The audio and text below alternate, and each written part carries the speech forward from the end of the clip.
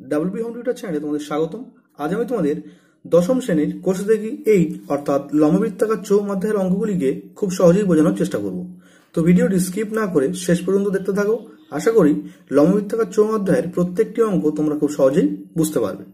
তো ভিডিও শুরু করার আগে যারা এখন আমার চ্যানেলটিকে সাবস্ক্রাইব করোনি, সাবস্ক্রাইব করে পাশে থাকা বেল আইকনে অল নোটিফিকেশন অন করে রেখো আমার প্রত্যেকটি ভিডিও সবচেয়ে আগে দেখার জন্য। তো লম্ববৃত্তাকার চৌম অধ্যায়ের প্রত্যেকটি অঙ্ক ভালোভাবে বুঝতে গেলে যে যে সূত্রের প্রয়োজন, প্রথমেই আমরা সূত্রগুলিকে দেখে নেব। তো প্রথম সূত্র কি বলছে দেখো, লম্ববৃত্তাকার চোঙের পার্শ্বতলের ক্ষেত্রফল। তাহলে লম্ববৃত্তাকার চোঙের পার্শ্বতলের ক্ষেত্রফলের সূত্র কি? 2πr/h। অর্থাৎ এটি যদি একটি লম্ববৃত্তাকার চোঙ হয় যার ব্যাসার্ধের দৈর্ঘ্য r এবং উচ্চতা h, তাহলে সেই চোঙটির পার্শ্বতলের ক্ষেত্রফল সূত্র কি? 2πr/h। যেখানে r কে কি বলবো? চোঙটির ব্যাসার্ধ, আর এইচ কে বলবো কি? চোঙটির লম্ব উচ্চতা। আর পায়ের মান কত? 22/7। এখন লম্ববৃত্তাকার চোঙের সমগ্র তলের ক্ষেত্রফলের সূত্র কি? সমগ্র তলের ক্ষেত্রফলের সূত্র 2πr ইন্টু এইচ প্লাস আর। যেখানে পায়ের মান কত? 22/7। আর অর্থাৎ কি? চোঙটির ব্যাসার্ধ, আর এইচ কি? চোঙটির লম্ব উচ্চতা। এখন 3 নম্বর সূত্র কি বলছে দেখো, লম্ববৃত্তাকার চোঙের আয়তন। আয়তন নির্ণয়ের সূত্র কি? πr²h। যেখানে পায়ের মান কত? 22/7। আর অর্থাৎ কি? লম্ববৃত্তাকার চোঙটির ব্যাসার্ধ, আর এইচ কি? লম্ববৃত্তাকার চোঙের উচ্চতা। এখন 4 নম্বর সূত্র বলছে ফাঁপা চোঙের বাইরের ব্যাসার্ধের দৈর্ঘ্য r1 একক এবং ভিতরের ব্যাসার্ধের দৈর্ঘ্য r2 একক এবং উচ্চতা h একক হলে ওই চোঙটির ভিতর ও বাইরের বক্রতলের মোট ক্ষেত্রফল 2π into r1 plus r2 into h বর্গ একক। অর্থাৎ এটি যদি একটি ফাঁপা লম্ববৃত্তাকার চোঙ হয় যার বাইরের ব্যাসার্ধের দৈর্ঘ্য, অর্থাৎ এই এখান থেকে এই পর্যন্ত বাইরের ব্যাসার্ধের দৈর্ঘ্যের মান r একক এবং ভিতরের ব্যাসার্ধের দৈর্ঘ্য, অর্থাৎ এখান থেকে এইটুকু, এর মান যদি r2 একক হয় এবং এই লম্ব উচ্চতা যদি h হয়, তাহলে এই চোঙটির ভিতর ও বাইরের বক্রতলের মোট ক্ষেত্রফল কি? সূত্র 2π into r1 plus r2 into h বর্গ একক।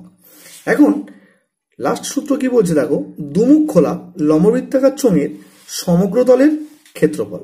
অর্থাৎ এটি যে একটি দুমুখ খোলা লম্ববৃত্তাকার চোঙ হয়, তাহলে এর সমগ্র তলের ক্ষেত্রফল নির্ণয়ের সূত্র কি? 2π into r1 plus r2 into h plus 2π into r1 square minus r2 square বর্গ একক। যেখানে r1 কি?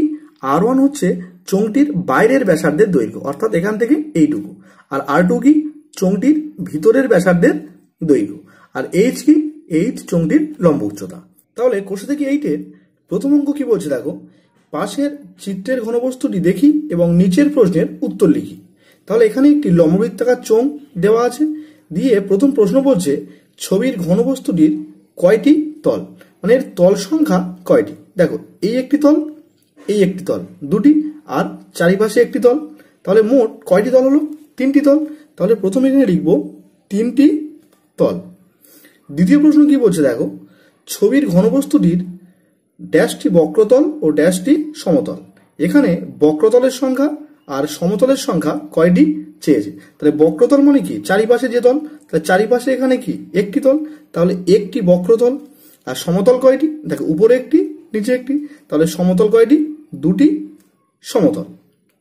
এখন 2-এর প্রশ্ন কি বলছে দেখো, আমার বাড়ির 5টি ঘনবস্তুর নাম লিখি যাদের আকার লম্ববৃত্তাকার চোঙ। অর্থাৎ বাড়ির 5টা লম্ববৃত্তাকার চোঙাকৃতি ঘনবস্তুর নাম চেয়েছে। তো আমরা লিখে নেব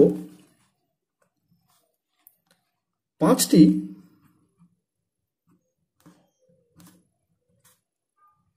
লম্ববৃত্তাকার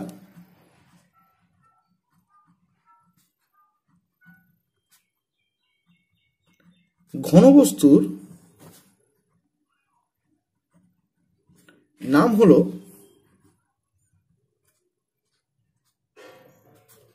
দেখো কি কি, প্রথমে আমরা গ্যাস সিলিন্ডারকে নিতে পারি। তাহলে প্রথম উদাহরণ কি হচ্ছে? Gas cylinder. নেক্সট কি? পেন স্ট্যান্ড বা পেনদানি। 3 নম্বরকে আমরা কি নিতে পারি? স্টিলের গ্লাস।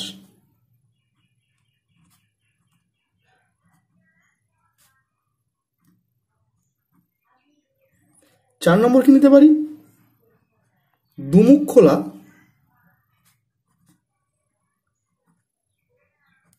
পাইপ। নেক্সট 5 নম্বর কি নিতে পারি? গোলাকার পেন। তাহলে এটাই আমাদের নির্ণয় অ্যান্সার। এখন 3 অঙ্ক কি বলছে দেখো, স্টিলের পাতলা চাদর দিয়ে তৈরি ঢাকনা সমেত একটি ড্রামের ব্যাসের দৈর্ঘ্য 28 সেন্টিমিটার। ড্রামটি তৈরি করতে যদি 2816 বর্গ সেমি চাদর লাগে তবে ড্রামটির উচ্চতা হিসেব করে লিখি। তাহলে অঙ্কে বলছে একটি ড্রামের ব্যাসের দৈর্ঘ্য দেওয়া আছে কত? 28 সেন্টিমিটার। আর কি বলছে? ড্রামটি তৈরি করতে 2816 বর্গ সেমি চাদর লাগে। তাহলে এই 2816 বর্গ সেমি এটা কি? ড্রামটির সমগ্র তলের ক্ষেত্রফল। আর আমার অ্যান্সার চেয়েছে কি? ড্রামটির উচ্চতার হিসেব করে লিখি, মানে ড্রামটির লম্ব উচ্চতার মান আমরা নির্ণয় করতে বলেছি। তো যেহেতু আমরা ড্রামটির লম্ব উচ্চতা জানি না, তো সেটাকে আমরা কি ধরে নেব? 8 সেন্টিমিটার। তো প্রথমেই লিখছি, ধরি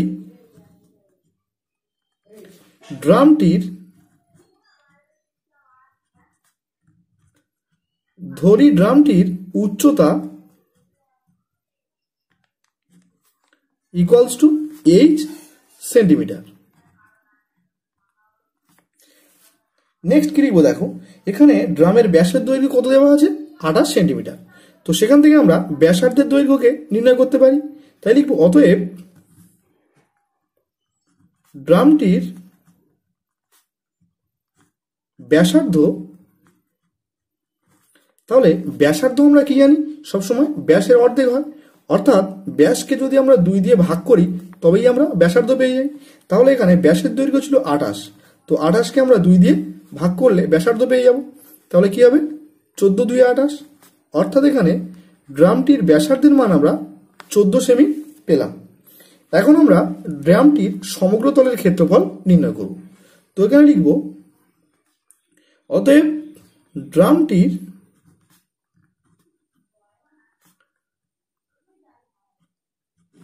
সমগ্র তলের ক্ষেত্রফল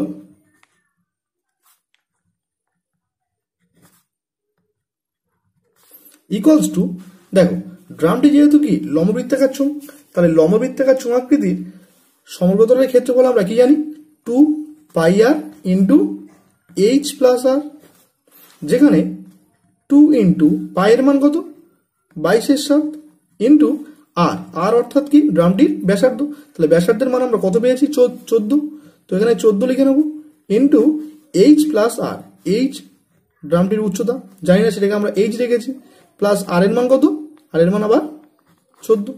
এখন 7 দিয়ে 14 কাটা যায়, তো 7 2 14। তো আমরা 2 2 4 ইন্টু 22 রাখলাম ইন্টু এইচ প্লাস 14। তাহলে আমরা ড্রামটির সমগ্র তলের ক্ষেত্রফল কি পেলাম? 4 ইন্টু 22 ইন্টু এইচ প্লাস 14। কিন্তু অঙ্কে বলছে ড্রামটিকে চাদর দিয়ে মুড়তে মোট 2816 বর্গ সেমি চাদর লাগে। তাহলে এই 2816 বর্গ সেমি এটা কি? ড্রামটির সমগ্র তলের ক্ষেত্রফল।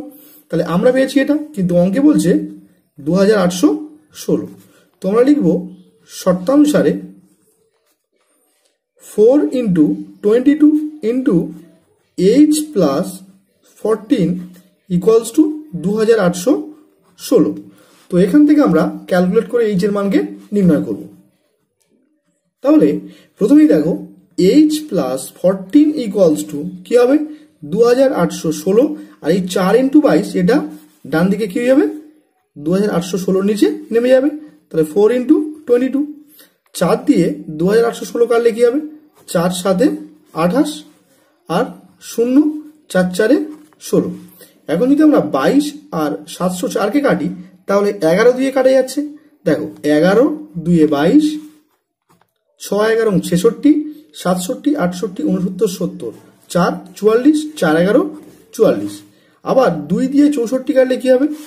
2 3 6 আর 2 2 4। তাহলে ডান দিকে কে থাকলো? 32, আর বাঁ দিকে কে আছে?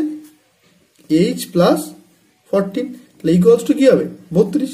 তো এখান থেকে আমরা বলতে পারি এইচ ইকুয়ালস টু 32 মাইনাস 14, কারণ বাঁ দিকে 14 ডান দিকে আছে কি হবে? -14 হয়ে যাবে। তাহলে এখান থেকে বিয়োগ করলে কি হবে, 4 আছে, কয় দাও 12, 8 দাও 12, হাতে থাকে 1, 1 এর আগে 2, 2 আছে, কয় দাও 3, 1 দাও 3। তাহলে এখানে এইচ এর মান আমরা কি পেলাম, 18। তাহলে এইচটাকে আমরা কি ধরেছি, ড্রামটির উচ্চতা 8 সেন্টিমিটার। তাহলে এখানে কি লিখবো, অতএব ড্রামটির উচ্চতা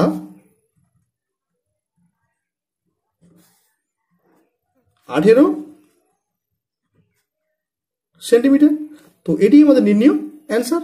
এখন 4 অঙ্ক কি বলছে দেখো, একটি ঘরের বারান্দায় 5.6 ডেসিমিটার ব্যাসের এবং 2.5 মিটার লম্বা দুটি লম্ববৃত্তাকার পিলার ঢালাই করতে কত ঘন ডেসিমিটার মশলা লাগবে হিসেব করে লিখি। আর কি বলছে, প্রতি বর্গমিটার 125 টাকা হিসাবে পিলার দুটি প্লাস্টার করতে কত খরচ হবে হিসেব করে লিখি। তাহলে অঙ্কের প্রথমে দেওয়া আছে দুটি পিলার ঢালাই করতে হবে, সেই পিলার দুটির প্রত্যেকটির ব্যাসের দৈর্ঘ্য দেওয়া আছে কত, 5.6 ডেসিমিটার, আর পিলার দুটির উচ্চতা কত দেওয়া আছে, 2.5 মিটার।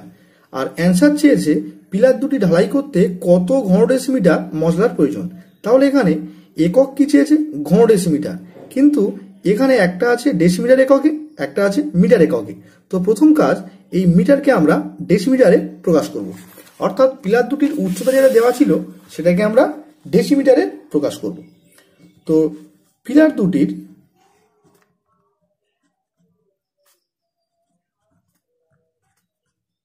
উচ্চতা ইকুয়ালস টু কি, 2.5 মিটার। এখন এই 2.5 মিটারকে আমরা ডেসিমিটারে আনবো। তাহলে দেখো, কিলো, হেক্টো, ডেকা, মিটার, ডেসি, সেন্টি, মিলি। তাহলে কিলো, হেক্টো, ডেকা, মিটার। তো মিটার থেকে ডেসিমিটার আনতে গেলে কি করতে হয়, এক ঘর পিছিয়ে যেতে হয়, অর্থাৎ 10 দিয়ে গুণ। তাহলে 2.5 মিটারকে আমরা যদি 10 দিয়ে গুণ করি তাহলেই সেটা কি হয়ে যাবে, ডেসিমিটার এককে হয়ে যাবে। এখন দেখো 2.5 ইন্টু 10, তাহলে কি হবে 250, আর দশমিকের এক ঘর আগে পয়েন্ট হবে, তাহলে 25 ডেসিমিটার। তাহলে পিলার দুটির উচ্চতা 2.5 মিটার ছিল, সেটাকে আমরা ডেসিমিটার এককে প্রকাশ করে নিলাম। এখন কি বলছে, পিলার দুটির প্রত্যেকটির ব্যাসের দৈর্ঘ্য দেওয়া আছে 5.6 ডেসিমিটার। তো আমরা লিখে নেব, অতএব পিলার দুটির ব্যাসার্ধের দৈর্ঘ্য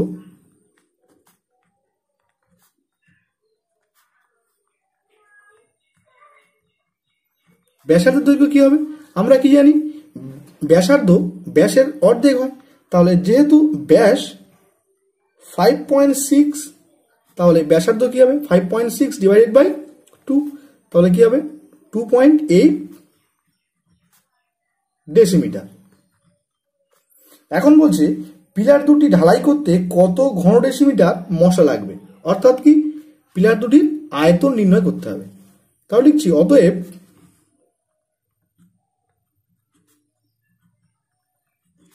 পিলার দুটি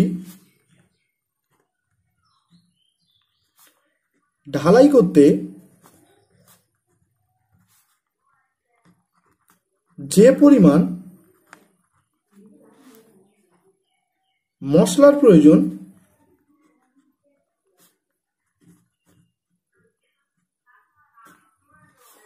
তার আয়তন, দেখো আমরা কি জানি, লম্ববৃত্তাকার চোঙের আয়তন নির্ণয়ের সূত্র কি, পাই আর স্কোয়ার এইচ। তাহলে লিখছি পাই আর স্কোয়ার এইচ। যেহেতু এখানে দুটি পিলার, তাই এখানে 2 আমরা গুণ করে দিলাম। তাহলে 2 ইন্টু পায়ের মান কত, 22/7, ইন্টু আর এর মান, আর অর্থাৎ কি পিলার দুটির ব্যাসার্ধ, তাহলে ব্যাসার্ধ কত 2.8, তাহলে এখানে কি লিখছি 2.8 এর whole square, into H, H অর্থাৎ কি পিলার দুটির লম্ব উচ্চতা কত, এখানে 25 ডেসিমিটার। তো এখানে 25 দিলাম। একক কি হবে, ঘন ডেসিমিটার। এখন 2 ইন্টু 22/7 ইন্টু, দেখো 2.8 এর হোল স্কোয়ার, এর অর্থ কি 2.8 কে দুবার গুণ, তো আমরা লিখছি 2.8 ইন্টু 2.8। এখন যদি আমরা 2.8 এর দশমিক তুলতে চাই তাহলে দশমিকের জন্য একটা 1, আর দশমিকের পরে যেহেতু একটা সংখ্যা আছে তাই এখানে একটা 0, এটাও ঠিক সেম, ইন্টু 25। একক কি? ঘন ডেসিমিটার। তো 7 দিয়ে 28 কাটলে কি হবে? 4 7 28। 2 দিয়ে 10 কাটলে কি হবে? 5, 5 5 25। 5 দিয়ে 10 কাটলে কি হবে? 2, 2 দিয়ে 4 কাটলে কি হবে? 2, 2 দিয়ে 4। এখন 22 2 44, তো 44 দিয়ে 28কে গুণ করব। তাহলে 4 8 32 2, হাতে থাকছে কত? 3, 4 8 32, 33 34 35। 4 2 8, 4 2 8। তাহলে 2 8 5 13 3, হাতে থাকছে 1, 8 9 10 11 12। তাহলে অ্যান্সার কি হলো? 1232 ঘন ডেসিমিটার। তো এটি আমাদের ফার্স্ট অ্যান্সার। এখন নেক্সট কোশ্চেন বলেছে প্রতি বর্গমিটার 125 টাকা হিসাবে পিলার দুটি প্লাস্টার করতে কত খরচ হবে?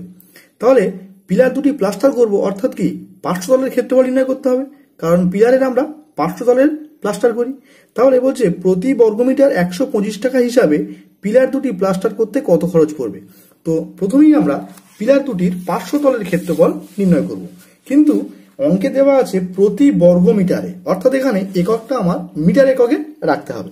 তো পিলার দুটির উচ্চতা আমাদের কেমন ছিল? 2.5 মিটার, অর্থাৎ এইচ এর মান কত ছিল? 2.5 মিটার। আর কি লাগবে? পিলার দুটির পার্শ্বতলের ক্ষেত্রফলের সূত্র কি? 2 পাই আর এইচ। তাহলে আর এর মান ছিল কত? 2.8 ডেসিমিটার। তো 2.8 ডেসিমিটারকে আমরা মিটার এককে নিয়ে যাব। তাহলে ডেসিমিটার থেকে মিটারে আনতে গেলে কি করতে হয়? 10 দিয়ে ভাগ করতে হয়। তাহলে 2.8কে যদি আমরা 10 দিয়ে ভাগ করি তাহলে কি হবে? দশমিক এক ঘর আগে চলে যাবে, অর্থাৎ 0.28 মিটার। তো এখন আমরা পিলার দুটির পার্শ্বতলের ক্ষেত্রফল নির্ণয় করব। তাহলে অতএব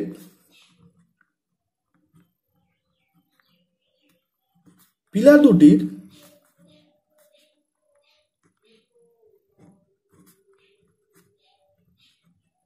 পার্শ্বতলের ক্ষেত্রফল,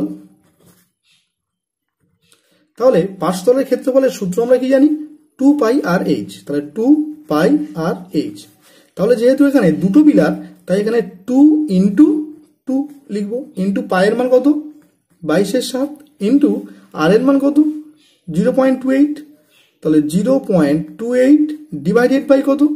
দশমিক তুললে দশমিকের জন্য একটা 1 আর দুটো সংখ্যার জন্য দুটো 0, ইন্টু এইচ। এইচ এর মান কত? 2.5।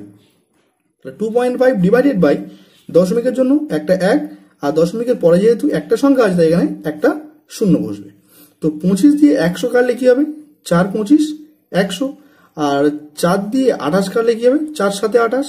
আর এই 7 7 পরস্পর কেটে যাবে। তো এখন 2 2 4, 4 দিয়ে 22কে গুণ, তো 4 2 8, 4 2 8 ডিভাইডেড বাই কি হবে? 10। তাহলে একক কি হবে? একক হচ্ছে বর্গ মিটার। তাহলে কোন সংখ্যাকে 10 দিয়ে ভাগ, এর অর্থ কি সেই সংখ্যাটির শেষের দিক থেকে এক ঘর আগে পয়েন্ট হবে। তাহলে 8.8 বর্গমিটার।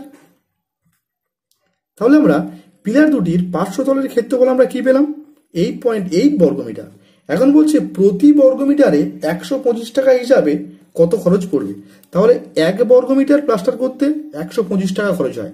তাহলে 8.8 বর্গমিটার প্লাস্টার করতে কত খরচ হবে? 125-এর সঙ্গে 8.8 গুণ করতে হবে। তাহলে কি লিখছি আমরা?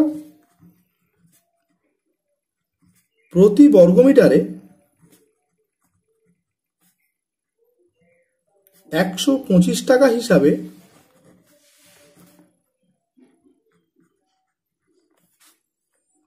8.8 বর্গমিটার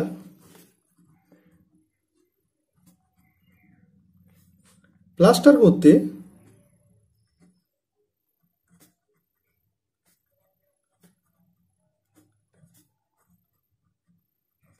মোট খরচ হবে, তাহলে কি হবে 8.8 ইন্টু 125 টাকা। এখন দেখো 125 কে 88 দিয়ে গুণ, 5 8 40 শূন্য, হাই থাকছে 4, 8 2 16, 16 4 20 শূন্য, হাই থাকছে 2, 8 1 8 8 2 10, আবার 8 দিয়ে গুণ করলে কি হবে 1000। তো আমরা যোগ করলে 0 0 0 1 1, তাহলে কি পাচ্ছি 11,000 টাকা। এখন দশমিক যেহেতু সংখ্যা ছিল, তাহলে উত্তরের কি হবে, এক ঘর আগে পয়েন্ট হবে।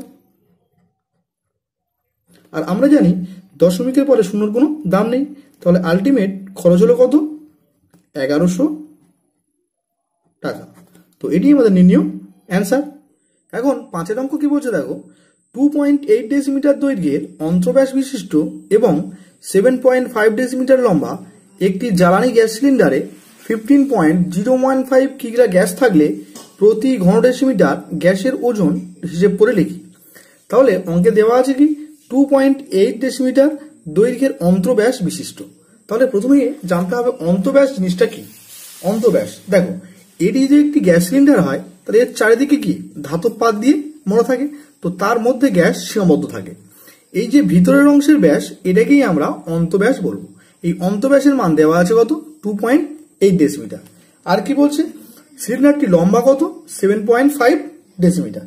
তাহলে প্রথমেই অন্তর্ব্যাস থেকে ভিতরের অন্তর্ব্যাসার্ধের মান, অর্থাৎ এখান থেকে এইটুকুর মান আমরা নির্ণয় করব। তাহলে ফার্স্ট কি লিখছি, সিলিন্ডারটির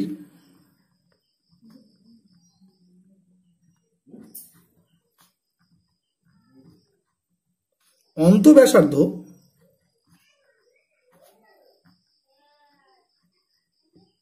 তাহলে অন্তর্ব্যাস যদি 2.8 ডেসিমিটার হয়, তাহলে অন্তর্ব্যাসার্ধ কি হবে, ব্যাসার্ধ সবসময় ব্যাসের অর্ধেক হয়। তাহলে 2.8 divided by 2 equals to 1.4 decimetre. এখন সিলিন্ডারটির উচ্চতা বা লম্ব উচ্চতা কত দেওয়া আছে, 7.5 ডেসিমিটার। তো সেটাকে আমরা লিখে নেব 7.5 ডেসিমিটার। এখন আমরা সিলিন্ডারটির আয়তন নির্ণয় করব, অর্থাৎ সিলিন্ডারটির মধ্যে কত ওজনের গ্যাস থাকতে পারে। তাহলে লিখছি, অতএব সিলিন্ডারটির আয়তন, দেখো সিলিন্ডারটি কি একটি লম্ববৃত্তাকার চোঙ আকৃতি, তাহলে চোঙের আয়তন নির্ণয়ের সূত্র কি, পাই আর স্কোয়ার এইচ। তাহলে পাই আর স্কোয়ার এইচ, যেখানে পায়ের মান কত 22/7 ইন্টু আর স্কোয়ার, আর এর মান কত 1.4। তাহলে এখানে 1.4 এর হোল স্কোয়ার হবে ইন্টু এইচ। এইচ অর্থাৎ কি উচ্চতা, উচ্চতার মান কত 7.5। আর যেহেতু আয়তন নির্ণয় করছি, তাই একক কি হবে, ঘন ডেসিমিটার। এখন দেখো 22/7 ইন্টু 1.4 এর হোল স্কোয়ার, এর অর্থ কি 1.4 কে দুবার গুণ, তাহলে 1.4 ইন্টু 1.4। তো যদি আমরা 1.4 এর দশমিক তুলতে চাই, তাহলে কি করতে হবে, দশমিকের জন্য একটা 1, আর দশমিকের পরে যেহেতু একটা সংখ্যা আছে, তাই আমরা এখানে একটা শূন্য নিয়ে নেব। তাহলে একই রকম ভাবে এটাও 10 হলো, ইন্টু 7.5 কে যদি দশমিক তুলতে চাই, দশমিকের জন্য একটা 1, আর দশমিকের পরে যেহেতু একটা সংখ্যা আছে, তাই আমরা একটা শূন্য নিয়ে নেব।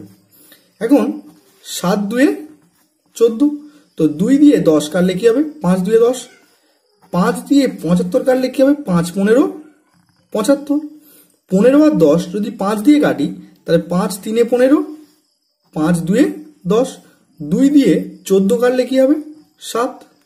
এখন তাহলে 3 7 21 আর 22 কে আমরা গুণ করব। তো 22 দিয়ে 21 কে গুণ, তাহলে 2 1 কে 2, 2 1 কে 2 ইন্টু 2 2 4, 2 2 4, তাহলে কি হবে 2 6 4। তাহলে কি পেলাম 462 ডিভাইডেড বাই নিচে কি ছিল 10, তাহলে এত ঘন ডেসিমিটার। দেখো কোনো সংখ্যাকে 10 দিয়ে ভাগ করা, এর অর্থ কি সংখ্যাটি শেষের দিক থেকে এক ঘর আগে পয়েন্ট বসবে। তাহলে উত্তর কি হলো 46.2 ঘন ডেসিমিটার। তাহলে সিলিন্ডারটির আয়তন কি পেলাম? এত। এখন বলছে এই সিলিন্ডারের মধ্যে যে গ্যাস আছে তার ওজন কত? 15.015 কিগ্রা। তো কিগ্রা থেকে এটাকে আমরা যদি গ্রামে প্রকাশ করি তাহলে দেখো কিলো, হেক্টর, ডেকা, গ্রাম। তাহলে কিলো থেকে গ্রামে প্রকাশ করলে 1, 2, 3 অর্থাৎ 1000 দিয়ে গুণ করতে হবে। তাহলে 15.015 ইন্টু 1000, তো গুণ করলে কি হবে? দশমিক একদম বেরিয়ে যাবে। তাহলে উত্তর কি হবে? 15015 কিগ্রা থেকে হয়ে যাবে গ্রাম। তাহলে এত কিগ্রা সমান সমান কত গ্রাম? এত গ্রাম। এখন অঙ্কে বলেছে এই পরিমাণ গ্যাস এই সিলিন্ডারের মধ্যে আবদ্ধ ছিল। তাহলে আমরা বলতে পারি এত আয়তনের সিলিন্ডারে এই পরিমাণ গ্যাস ছিল। তাহলে সেটাকে আমরা কি লিখব? 46.2 ঘন ডেসিমিটার গ্যাসের ওজন 15,015 গ্রাম। তাহলে এখান থেকে বলতে পারি 1 ঘন ডেসিমিটার গ্যাসের ওজন তাহলে কি হবে? 15,015 ডিভাইডেড বাই 46.2 গ্রাম। এখন দেখো যদি আমরা নিচের সংখ্যার দশমিক তুলতে যাই তাহলে উপরে কি করতে হবে? 10 দিয়ে গুণ করতে হবে। তাহলে 15,015 সঙ্গে 10 গুণ করলে কি হবে? একটা শূন্য এক্সট্রা হবে। তাহলে নিচে আর দশমিক থাকছে না। এখন যদি আমরা 462কে দিয়ে এই সংখ্যাকে ভাগ করি তাহলে উত্তর পেয়ে যাব। তাহলে একে যদি ভাগ করতে হয় তাহলে প্রথমে দেখো 3 দিয়ে যাচ্ছে। তাহলে 3 দিয়ে গেলে কি হবে? 3 2 6, 3 6 18 8, হাই থাকছে 1, 3 4 12 1 13 অর্থাৎ 1386 হলো। বিয়োগ করলে কি হবে? 6 আছে কয় দাও 11, 5 দাও 11, হাই থাকছে 1, 8 1 9, 9 আছে কয় দাও 10, 1 দাও 10, হাই থাকছে 1, 3 1 4, 4 1 5। এখন 5 নামছে। তাহলে এখন কত দিয়ে যাবে? 2 দিয়ে যাবে। তাহলে 2 দিয়ে গেলে কি হবে? 2 2 4, 6 2 12 2, হাই থাকছে কত? 1, 4 2 8 1 9 অর্থাৎ 924। বিয়োগ করলে কি হচ্ছে? 4 আছে কয় দাও 5, 1 দাও 5, 2 আছে কয় দাও 5, 3 দাও 5, 9 আছে কয় দাও 11, 2 দাও 11, আর একটা শূন্য নামলো। এখন 5 দিয়ে যদি আমরা গুণ করি তাহলে 5 2 10 শূন্য, হাই থাকছে 1, 5 6 30 1 31, 31 1, হাই থাকছে 3, 4 5 20 আর 3 23। তাহলে উত্তর কি হলো আমার? 325 গ্রাম। তাহলে এটা কি বলছে? 1 ঘন সেমি গ্যাসের ওজন। তো আমাদের অঙ্কে উত্তর চেয়েছে প্রতি ঘন ডেসিমিটার গ্যাসের ওজন কত। তাহলে সেটাকে আমরা লিখব। তাহলে অতএব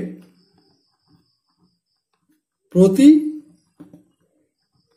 ঘন ডেসিমিটার গ্যাসের ওজন 325 গ্রাম। তো আজকের ভিডিও এই পর্যন্ত রাখলাম। দেখা হবে পরের ভিডিওতে।